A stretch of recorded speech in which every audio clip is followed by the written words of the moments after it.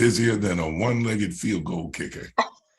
And I thank Jana because you are absolutely one of my favorite voices and personalities. But when I first heard your voice on the recording, and shout out to Chris Brooks for making this connection. When I first heard your voice, I was like, it's eye candy for the ear. How about that? That's wow. That's so awesome. So welcome. It's good to see you. How you been? I've been great. How are you? Man, like I told you, I'm busier than I want to be, but I'm not going to complain at all because busy these days is good, right? Absolutely. It could be worse. So speaking of busy, are you talking to me from the DMV or are you on the road? I'm in the DMV. Yeah, and I meant to reach out to you when I was there earlier this year. My wife and I went to the African American Museum. Oh, yes. You didn't hit me up. I did not hit you up. My wife and I were kind of on a second honeymoon. So, you know, I couldn't talk to other women, so it wasn't nothing personal. Okay, I get it. You are right. You are right. But I'm talking to you now, NIKEAMARIE, ladies and gentlemen.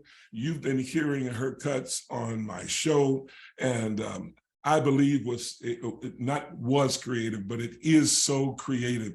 IBELIEVE, man.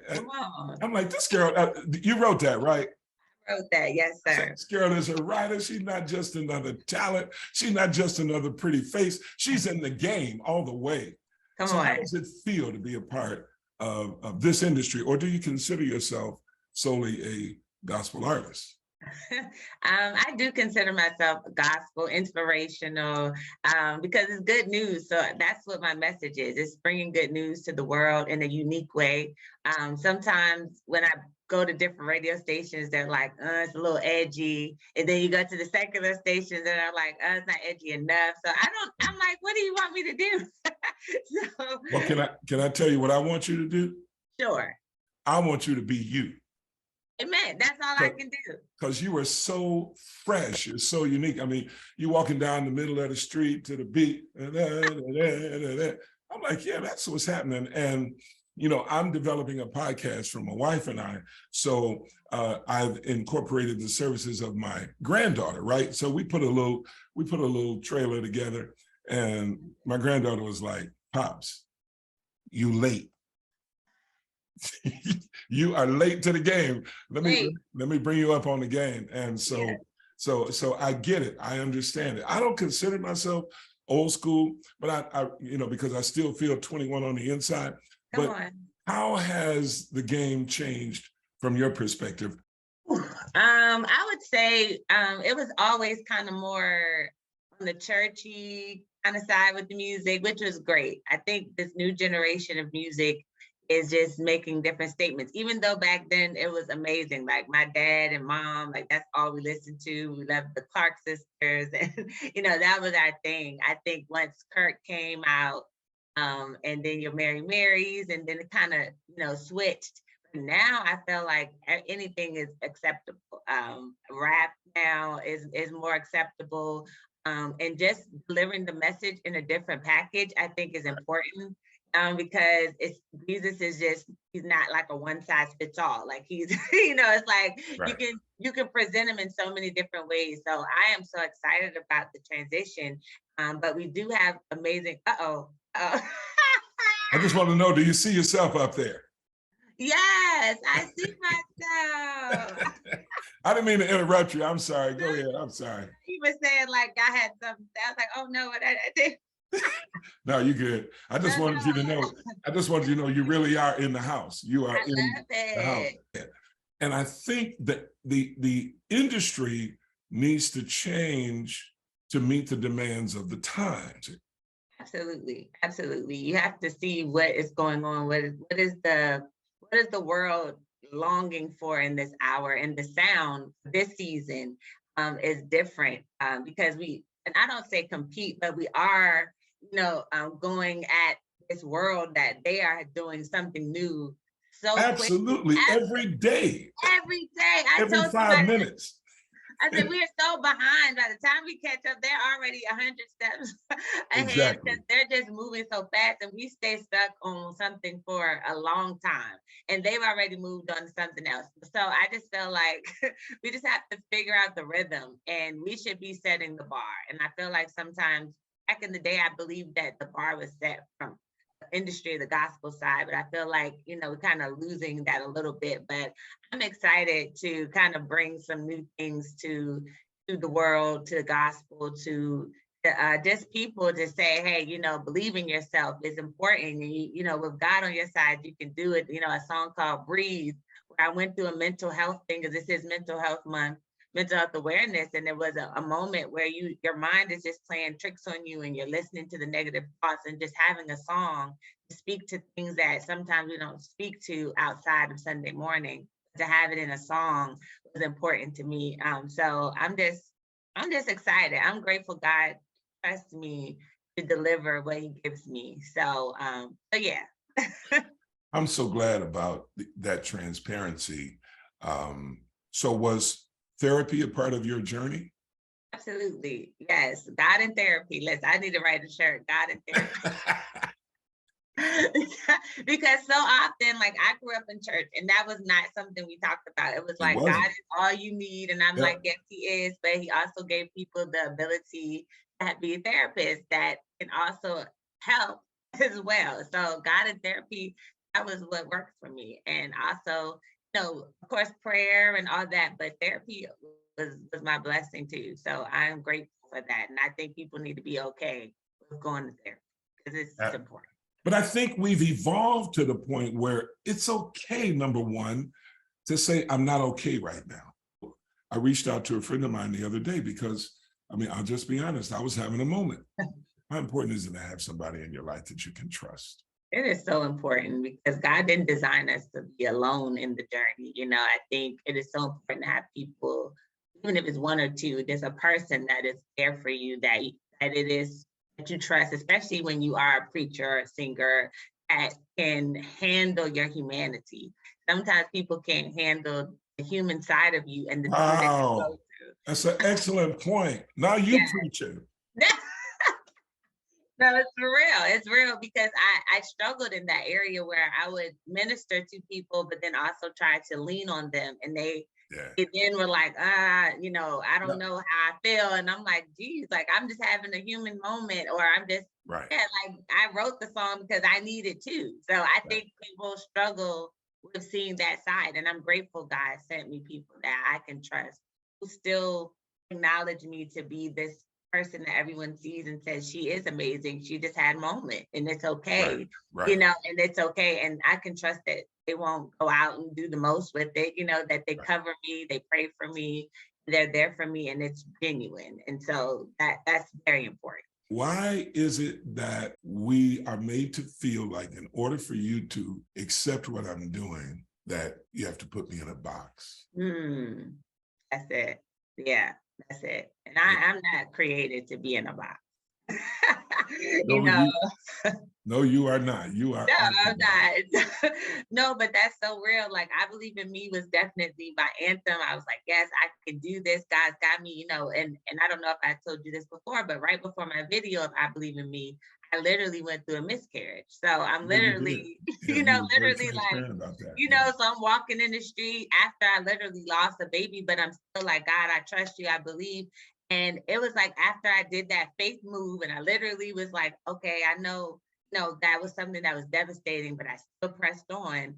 Literally, like days later, I'm getting smacked in the head, like, you're not as great as you think you are, or, you're going to lose again, not just your baby, but your dreams. And so I'm getting knocked over the head with thought after thought, negative thought after negative thought. And I was drowning, literally, feeling like, oh my goodness, like, what is happening? And it literally was God and therapy that helped me get through it, and prayer, of course, but it was a real thing. And I'm like, I'm not just gonna, give you the highs. Like, I'm gonna let you go through the journey, because the Bible even says they overcome by the words of our testimony. So why am I gonna just share this one side and not the other?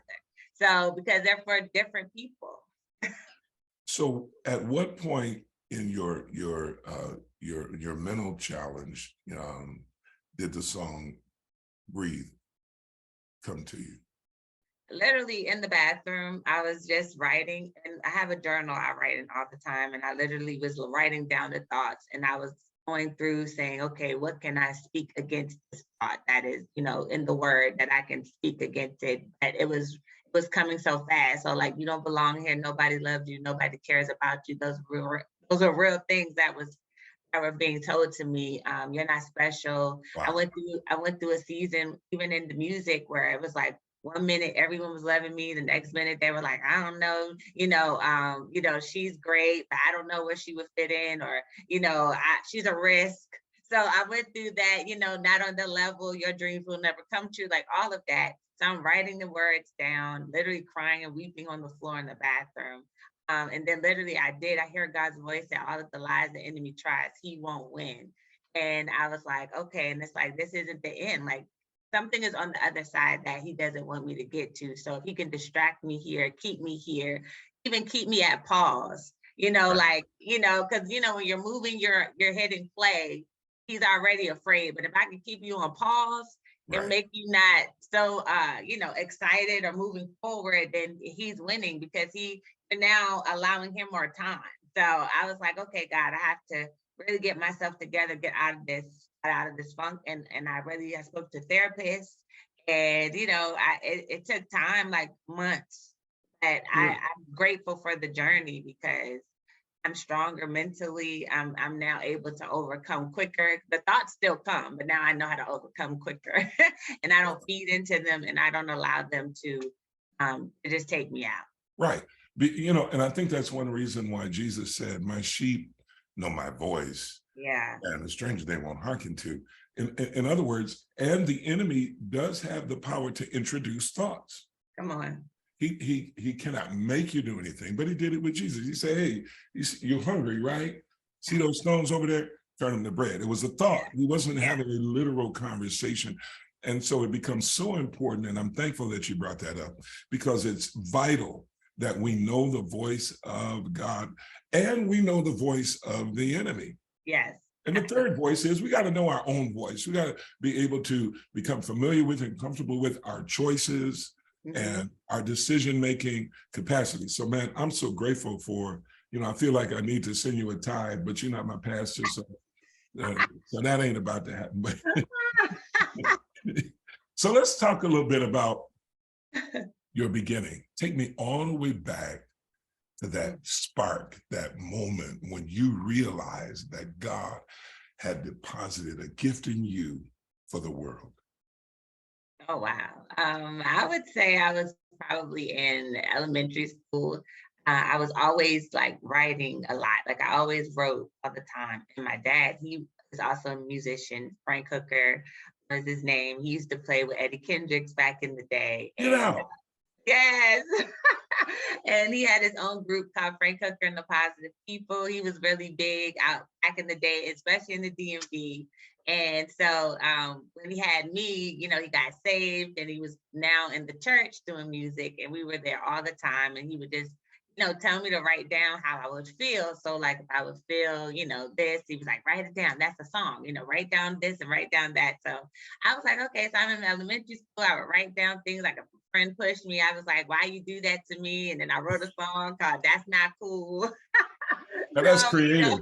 yeah, so he would just show me how to do that. It also helped with my learning, because I learned better in music, but like I made stuff in a song. So he would help me be creative and different things I had to learn with a test. Like I always had to learn through music. So I knew there was something there. And so after, going through high school, and I graduated, and he was like, look, if you really want to pursue this, I'll go put a studio in the basement, put a studio down there. We Wow. would write music all the time and just start singing. And then I would go out and do conferences and do stuff for young people.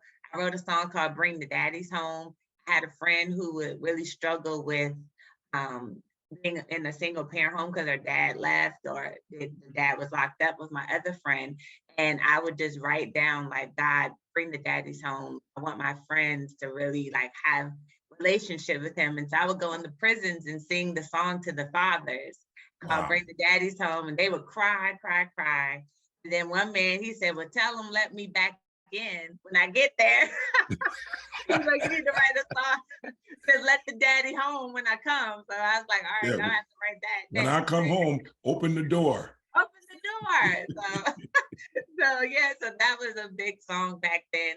And then I wrote a song called Children Obey Your Parents, because my dad would always talk about that. So we used to go out and do family conferences and I would sing that song. And so it just started this great cycle of just family music. That's kind of what we realized I had a gift of. And we would do family ministry with my mom, my dad, and my sister and I. We would go out and sing these songs. And after that, I was like, wow, I really want to pursue this more. And I did. I started doing stuff on my own. I started dating and I wrote about my relationships. And that was, yeah, it's like one song. You had to be careful with those words. Yeah, be careful with that. Yeah, right. But it was good material, you know, because I would write about my experiences about dating, and it was real good. It was exciting, and having a Christian perspective of the relationships was good. So yeah, that was my journey. And then, you know, as I kept going, God just kept giving me more and more music, and it just started touching more and more people. So that was how it all started. So is your dad involved in your music ministry at present? He's always involved. I always try to put him on something I'm doing. So he was on this CD, this project that I have out now. He played on You Are Necessary. Like I have him playing the guitar. And yeah, so I try to add him in. My CD before that, we did a song together. And so it was called Daddy Why, and I would ask him questions about things that he would respond. Then before that, he did something else, but he's always somewhere on the project, and he's very much involved all the time. And what about your mom? Is she musical? Is she involved? She actually passed away 8 years ago. She was my manager. She was my manager, and she was my biggest fan. And when she passed, like I felt like I died with her. That was a whole nother moment of just like, God, you know, because I was that girl that would kick the doctors out because they said she had cancer, and I'm like, get out of here. She's gonna be okay. And she passed away, and I was so mad at God. Like, how could you take my mom? Like, you know, she was everything. She invested so much into me, and then for her to leave and not see what she put in me manifest, in my opinion. And so literally God showed me my mom praying, and my mom told God that she was ready. And he was like, I answered her prayer.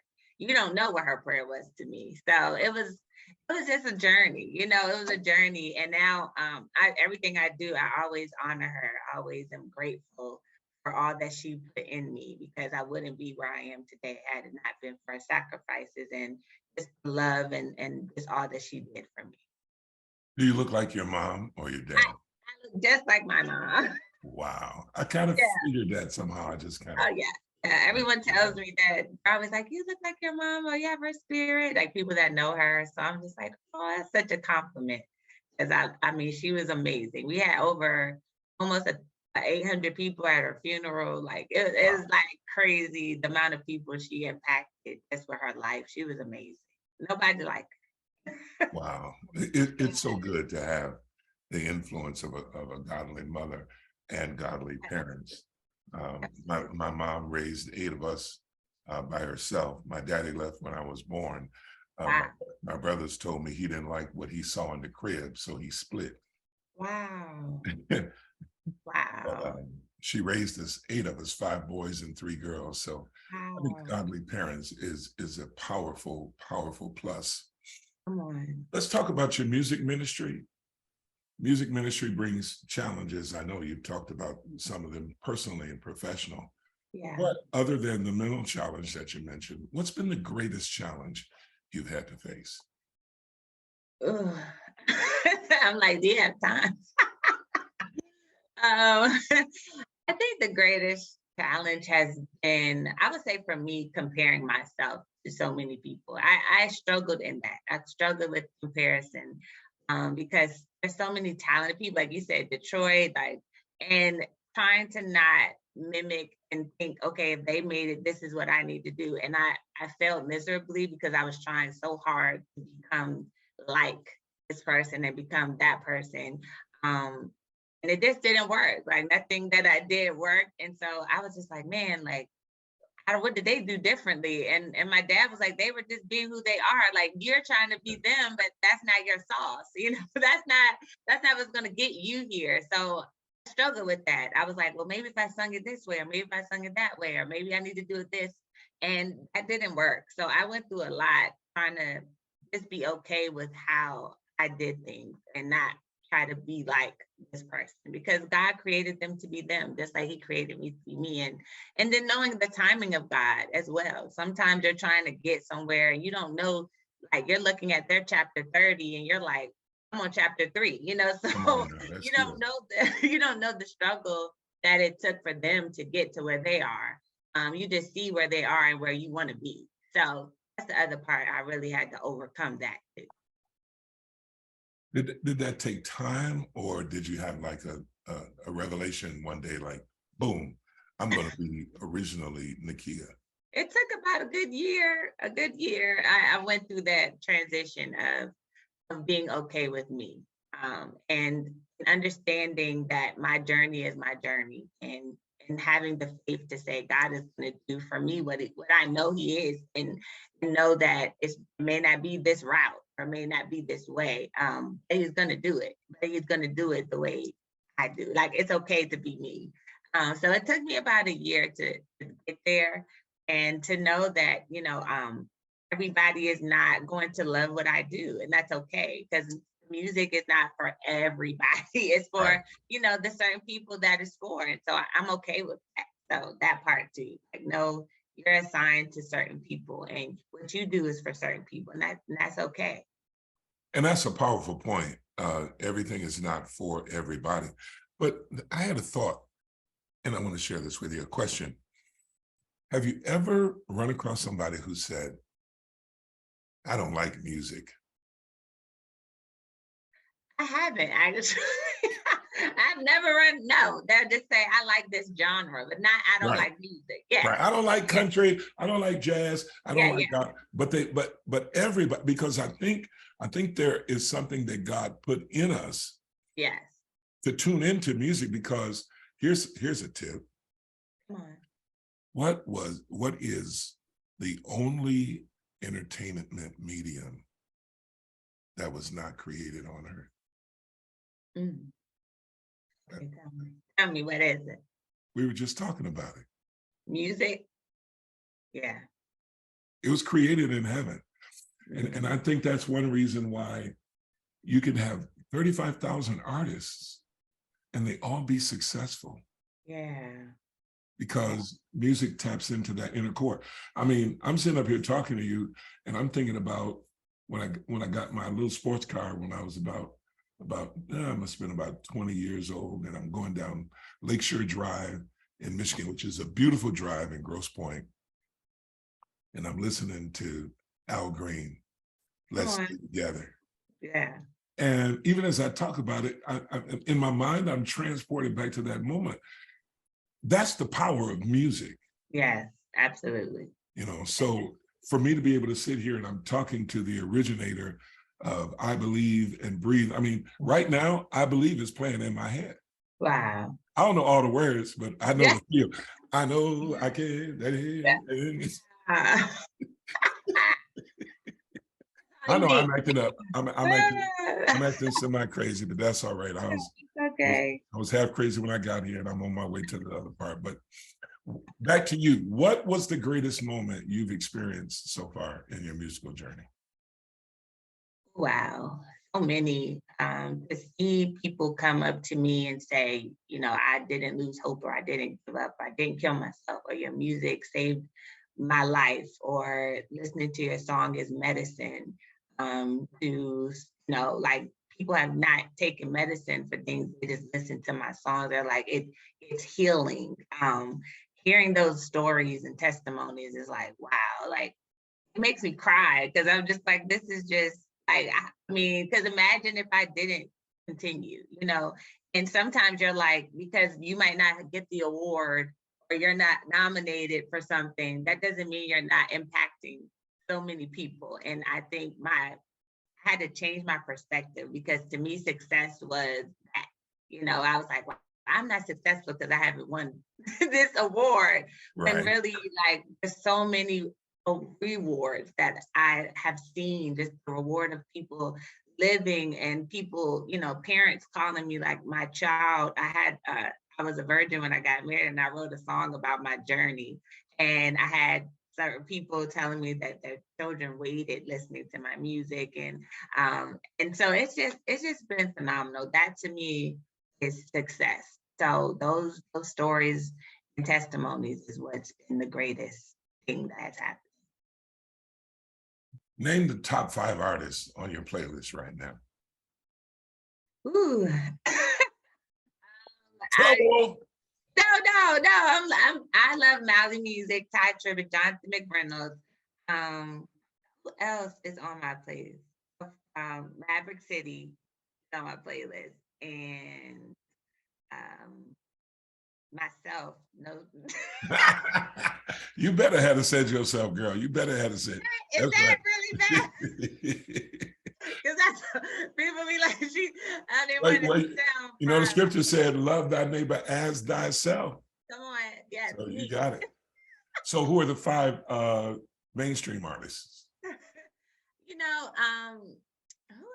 I even listen to that's mainstream? I really like Jasmine Sullivan and Brandy. Those are like my top 2 that I really listen to. I don't necessarily listen to anything else. I might listen to a song, but I don't necessarily have like mainstream artists. But I do like Brandy and Jazz, and those are my top 2 females, I would say. I think their voices are so beautiful.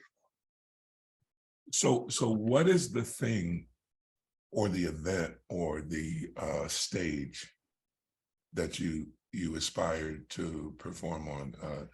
The Kennedy Center is right there in the DMV. Yes. What are your dreams? Yes, Kennedy Center, stadiums. I want to do the national anthem. Like, I want to do it for a basketball game on TV. I would love to do that. My dream is to be on tour with just artists that I connect with. Like I said, my Mally, Jonathan, Kirks, even Kiera, Corinne. I love them too. I would love to do something with women. I want to do events with women, not just singing though, also speaking and doing music workshops and telling people about how this works, because I don't think we really know all that goes into that. So I also have dreams of speaking on platforms about how the business is, and having people a part of it, like a conference, kind of talk about ups and downs, and having those real conversations. How much money does it take? You might say, I got this amount for this, but then you have to also consider you need a marketing team, you need this, you need that, and you're not, you're just like, I just had enough to do the music. So it's a lot of things that I really dream of. I want to be in a movie. Like, I want to do movies. I like plays. I like this. I want to write for people. Like, I want to be in the studio with Warren Campbell and writing music, and in the studio. Yes, with the Dawkins, and write for artists, and because they make money and they don't have to do nothing. So I'm good with that. Like, you write and you get them checks. Like, I don't have to do too much now. Let me write and sit down and enjoy my money coming in. I want to, I want my music to be a part of commercials and movies. Like, I'm good with that too. So yeah, those are part. Well, you're definitely photogenic, and I did want to ask you a question about being introverted versus being extrovert. Do you consider yourself an introvert or an extrovert, and why? See, my family, they say that I'm an extrovert, but I have to be because of what I do. But I'm really an introvert. Like, I can be home. I can, this works for me. Zooms, virtual, like, I'm good. But my personality, like, I'm very much like, oh my goodness, when I go out, like, I can be bubbly and all about people, but I really like to be inside, and I think I'm an introvert kind of a person, but my family would say different, but I don't care. I'm a stick to that. But I can do both. I think because of what I do, I have to be this way. So, and it is who I am. It's just, I'll be ready to go home. Like, all right, we're done. Okay, I'm good. So. I think most artists, and I can't speak for most artists, but I mean, I'm a musician. I'm not really a singer, but and I'm a speaker, and I'm a presenter, and I'm a motivator. But I'm an introverted extrovert. That's it. Thank you. I mean, I am at my most comfortable sitting right here at my desk in my office at my home, and my wife's out of town right now. And until I have to get up and go to the studio, yeah, I'm chilling right here. I'm online. yeah, I'm writing something, or I'm looking social media, or I'm posting something, or I'm reading, or I'm listening, or interviewing, or reviewing music. yeah. And I even think David, what do you think? I think David in the Bible, I think he was an extroverted introvert, you know. Yes. He was out there singing to the sheep, right? He didn't even have an audience until Saul said, I can't sleep. I got an assignment. Go get that boy. Yeah, go get that boy. Go get him. Go get him. So I love it. so tell me where you're appearing. Are you on tour? Are you going to be on tour? Are you a part of a label? What's happening in your career? You know, working on that, because I've had so many opportunities with labels, but it's hard sometimes when you do all the writing and you do all the stuff, and then it's kind of like, I just struggle with, we haven't got a good deal, I'll say that. So, but you know, if something came along, I'm not against them. I just want the right one if that were to come along. I am working on getting into plays and doing those things more. And we're also doing this college tour in the fall. I'm also getting ready to push a new single that's from the album that I released recently. And we have two, we're kind of figuring out what's next, if it's You're Necessary or another song called Good. So we're actually getting ready to start pushing and doing a big radio push for that. And yeah, that's where we're at right now. I'm not with the label, so if anybody wants to sign me, hit me up and we'll talk. So where can we get your music? On Amazon, iTunes, any streaming platforms, you can check me out, NIKEAMARIE. You can also go to NIKEAMARIE.com and you can check my music out. I also have I Believe in Me shirts, merchandise. You can also do bookings there as well. So what's the question that you wanted me to ask that I didn't ask? Oh, that's a good question. I guess like outside of music, I enjoy being a wife and a mom is so important.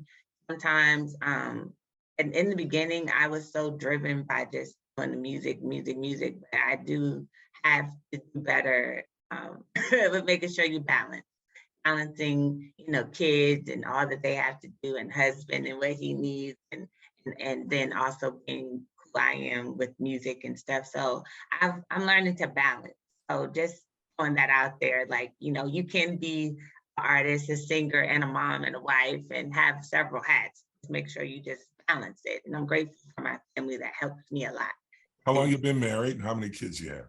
I have two boys, Mike and David, and I've been married for 12 years.